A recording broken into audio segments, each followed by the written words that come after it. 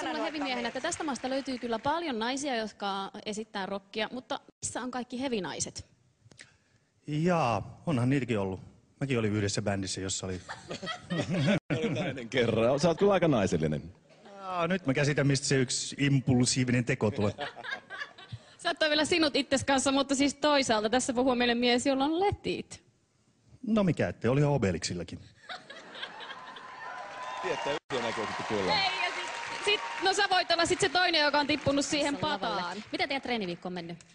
Treeniviikko on mennyt sillä lailla, että mä en ole hirveästi kerännyt katselemaan, mitä siellä tapahtuu, koska mä olin Egyptissä videokuvauksessa. Mitä? Ja mistä sä tiedät, jos on hyppinyt pöydillä siellä ihan täysin? No niin, ne varmaan on tehnytkin luonteen tuntia. Jännityksellä odotan, mitä kohta nähdään tuolla lavalla. Biisi on erittäinkin mahtipontinen. Luuletko, että sun kuorosta löytyy muna? Kyllä sitä löytyy, ja nyt sitä löytyy oikein niin maaperusteellisesti, kun likat pääsee vetämään ton biisit.